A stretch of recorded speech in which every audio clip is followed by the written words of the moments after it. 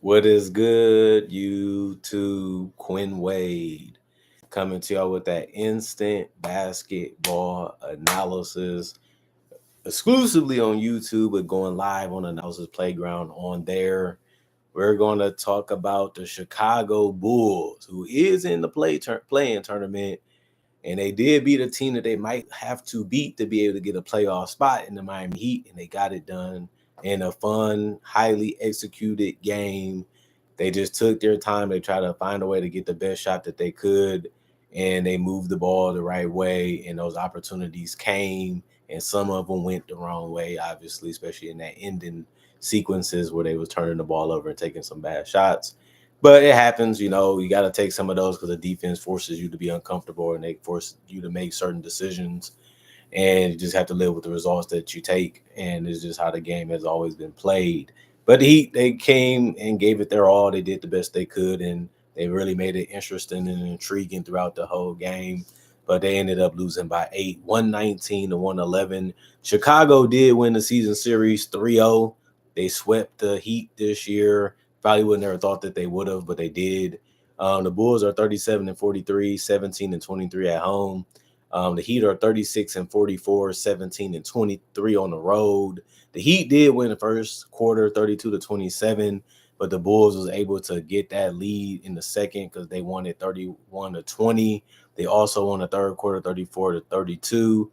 And then the fourth quarter was 27 to 27. And since the Chicago Bulls won the last two quarters before the fourth, they ended up winning the game because he didn't make up no ground. They actually just couldn't stop them enough, couldn't slow them down enough, and the Bulls ended up being the winner after the fourth quarter buzzer rang. Andrew Wiggins came back in this game that he's a much needed guy for this team. They don't have that many offensive weapons. They don't have enough guys that can create their own shots. And for others, Andrew Wiggins is one of those guys that can do that at a decent level. And he only went 5 of 10 from the field, which is great, and 3 of 6 from three. That's great. But he was 1 of 4 from the free throw line. You would like to have that back. I bet he also got only 6 rebounds, 2 of them being offensive. He did get 5 assists in the steal, 3 turnovers, and a personal foul. He finished as a minus 16 and plus minus. He only had 14 points tonight, which is better than what they've been getting from other guys. Bam Adebayo was 6 of 15 from the field, 2 of 3 from the 3 point line, 4 of 6 from the free throw line. He did end up getting 6 rebounds, 3 assists, and a steal. He only had 1 turnover and 1 personal foul. He was a guy that finished the game with 18 points. Khalil Ware still doing the dirty work for this team. He ended up getting some good attempts around the basket. He didn't shoot any threes today or free throws. He finished 6 of 9 from the field. He did get 7 rebounds, 4 of them being offensive with an assist and a steal in a block.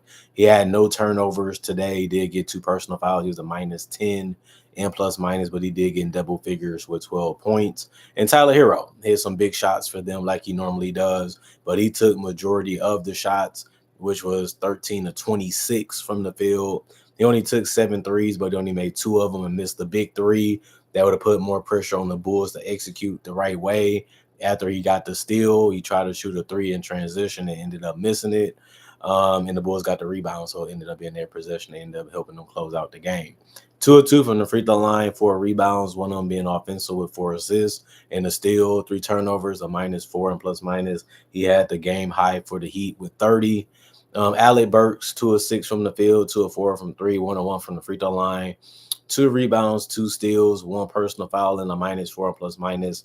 He ended up having seventh. He ended up having 7. He's just another guy in there that can create his own shot and for others, and he can play off the ball a little bit, give them some more offense that they've been missing. Davion Mitchell was starting at first. He's coming off the bench now. He's been doing a good job of that, being one of their best players on the team, but he played 36 minutes, so he played enough minutes like a starter would. He went 6 of 10 from the field, 2 of 5 from three, 3 of 4 from the free throw line, 3 rebounds for him, one of them being offensive with 8 assists, 4 steals, a block, a turnover, 3 personal fouls, and a minus 2 and plus minus.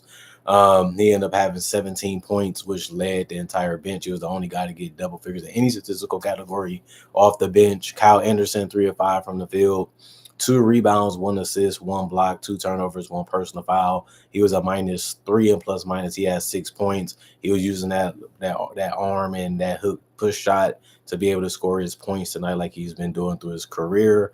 Haywood Highsmith, 2 of 5 from the field, 1 of 4 from 3, 8 rebounds, 3 of them being offensive with 4 assists, a personal foul. He was a -3 and plus minus with 5 points. And Duncan Robinson had a bad game tonight. He couldn't make a shot because he only really made one because he took no free throws. He finished 1 of 6 from the field and 0 of 4 from 3. He did get a rebound and 2 assists in the steal. Ended up with 3 turnovers, though, and a +2 and plus minus. He was a guy that ended up finishing with 2 points. So they didn't really get a crazy amount from their bench, but they actually didn't get bad performances either. I guess, you will take this. If your starters are going to give you the best minutes, you might as well play them as much as you can. But it was some guys that did have, positive impact on this game. So you still don't regret playing your bench is basically what I'm going to say on that.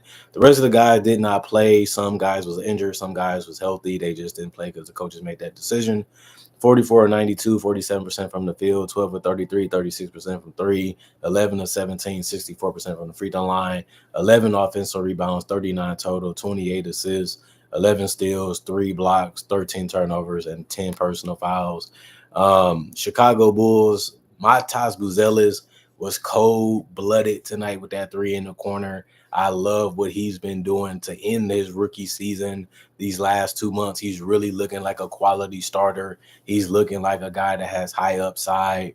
He's very impressive right now. He's really playing within the system, also getting to the rim, getting out in transition, knocking down threes at a consistent rate, and he just looked like a veteran now. He knows his role, he knows his game, and ain't really trying to switch it up at all. 34 minutes for him, 6 of 10 from the field, 3 of 5 from 3, and 2 of 2 from the free throw line. Highly efficient for him. 4 rebounds, 1 steal, 1 block, 1 turnover. He did go in the game and finished it as a +21 and plus minus. He had 17 points at the end of the night. Vucevic was very slow and very patient with his shots. Ended up benefiting the team because if he didn't score, he was passing it because the game really slowed down for him. He was a really good decision maker for the Bulls tonight. 2 of 4 from threes, 9 of 15 from the field, 20 points, 11 rebounds, so 20 and 10 for him. 6 of his rebounds was offensive with 8 assists also, in 2 steals, in a block, and 2 turnovers, and 2 personal fouls. He finished as a +13 and plus minus. Kobe White didn't have to go off tonight because his teammates really played well off him too. He was 5 of 14 from the field. He did miss every 3 that he took. He was 0 of 5 there, but he did go 8-8 from the free throw line, which is really good to see. 5 rebounds for him, 4 assists, a block, 4 turnovers, and 3 personal fouls. He was a +3 and plus minus. He had 18 points at the end of the night. Kevin Huerter finally gave them another good game. He's been hit or miss in this season with the Bulls since he's been over there. 9 of 16 from the field, 4 of 9 from 3. Definitely taking that any day from any of your players. So that's a good positive impact. 22 points for him. 7 assists, 4 rebounds, 1 offensive, 1 steal, 2 turnovers, 3 personal fouls, and a +10 and plus minus. Josh Giddey, 11 of 19 from the field, 3 of 6 from 3, 3 of 3 from the free throw line. 28 points, 11 assists, 16 rebounds, a triple-double for Giddey. He's making it look easy out there sometimes. 2 offensive rebounds, and he actually led the Bulls with 28 points. He did also get 2 steals and 3 blocks, had 4 turnovers and 2 personal fouls, finished as a +11. Every starter ended up being a positive for the team. And that stat, Zach Collins, 0 of 3 from the field, 0 of 2 from 3, 4 rebounds, 1 block, 1 personal foul, -5 and plus minus. Patrick Williams, 2 of 4 from the field, 0 of 2 from 3, 1 steal, 2 turnovers, -13 to plus minus 4 points. Dalen Terry, 2 of 3 from the field. It was threes that he took. 1 rebound, 3 assists, 1 steal, 1 turnover, 1 personal foul, 6 points. Julian Phillips was 1 of 1 from the field. 2 points is all he ended up getting. And Taylor Horton Tucker played 8 minutes. He was 1 of 4 from the field, missed his only 3-point attempt. He did get a rebound and 2 personal fouls. He finished with 2 points. Their bench didn't really play too much minutes because the starters were just that fantastic tonight. The rest of the guys did not play. Coach's decision. 46 of 89, 51% from the field, 14 to 37, 37% from three, 13 to 13, 100% from the free throw line, 10 offensive rebounds, 46 total, 33 assists, 8 steals, 7 blocks, 16 turnovers, and 14 personal fouls. And the Bulls showing that they are not a team to mess with, not a team to play around with. And you got to give them that. That's what they have been doing all season. Like, this team has a chance to be a playoff team. And when you look at the starting lineup, when you look at the team on paper, you're not really going crazy over what they are and what they should be. You think they're just going to be an easy team to beat. But they do play hard. They do play together. They do play well off of each other. And this team just understands what they are as individuals, and what they can do is something special. And I like what this Bulls team been all year. I've been saying I've been watching so many games of them. I've been doing so many instant analysis on them because they are just that entertaining and fun to watch.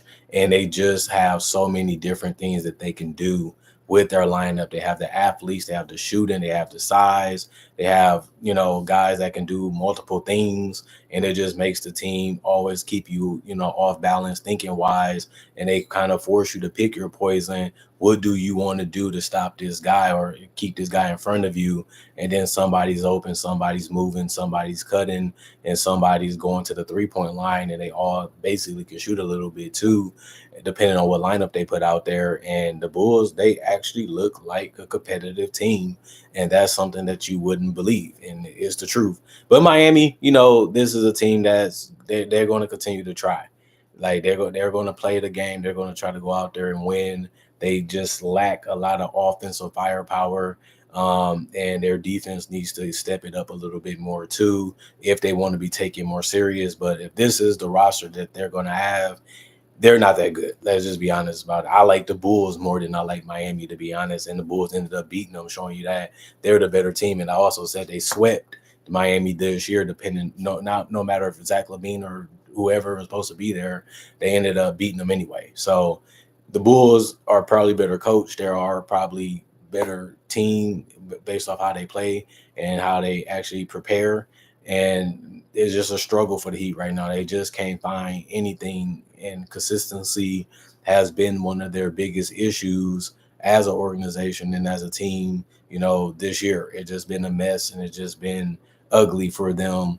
And at the end of the day, this is what they got. This is what they have, and they got to figure out something in the offseason. This team can't stay together. This is a bad team. And we didn't see enough of them since the Andrew Wiggins trade, because he's been in and out of the lineup like crazy. And that was another thing we didn't really expect. But he did it a little bit with Golden State too, but he did it too much. Like, if you're trading Jimmy Butler for Andrew Wiggins and that's the best player you can get in that trade, then this is going to be a disappointing one. This trade can go down as one of the worst, because Golden State actually looks like a great team, and the Bulls actually look good too. But Andrew Wiggins has been disappointing. He has had good numbers. He just hasn't been available. He's always out for whatever the reason is, and sometimes it's not only having to do with injuries.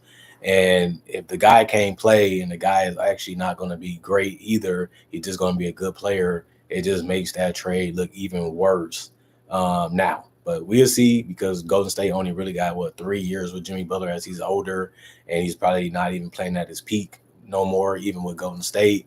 But he's playing better to me than Andrew Wiggins, because he's at least even being a great defender. And Wiggins is not even playing. Like I said, he's missing too many games, and they're going to need him even next season, because how can they upgrade their talent without having some players that you can trade? The only player that's tradable really is Tyler Hero and Bam Adebayo. Everybody else I really don't want, including Andrew Wiggins, for that reason, that these guys can be difference makers on teams that's not that far from being on the championship level. Andrew Wiggins, he's just not that anymore, and he's not available enough. But other than that, comment, like, subscribe, share, hit the notification bell for more analysis. And if you're new to the channel, do conversation videos just like this and various different NBA-only topics. Also do breakdowns of real footage of legends, current legends, rookies, and also future stars. And also do mock draft and draft coverage. So if you love that type of stuff, this may be the channel for you. And I got over 3,000 videos already on my channel that can convince you to possibly want to be a fan or a subscriber. It's really up to you. I can't force you to do anything you don't want to do. Other than that, thank y'all for watching. Thank y'all for coming back and checking out the channel. Thank y'all for staying subscribed and enjoying the content for what it is and appreciating the content for what it is and loving this channel for that reason. And thank y'all for trying to help me make 2015 a thing of the past. Like, we try to make 2025 the best year that we can make it. If it don't go that way, then we just do it in 2026. That's gonna have to be the goal. I love and I'm enjoying what I'm doing, and that's all that really matter. And I have a great fan base that love and enjoy what I put out. And that's the 50-50 of why the channel is still around 10 plus years later. And it's just a joy and a blessing to have, you know, this type of situation. Other than that, check out my email is on my channel if you don't want to leave a comment, or if you don't want to message me on social media. My social media is also on my channel if you want to see some other things I like to do besides NBA only content. And other than that, y'all have a blessed day. Hope you guys enjoyed your day. Hope you guys are continuing to set goals. Hope you guys are staying positive and keeping y'all head up and keeping on with the grind. Other than that, stay blessed up. Quinn Wade signing out. Peace out for now.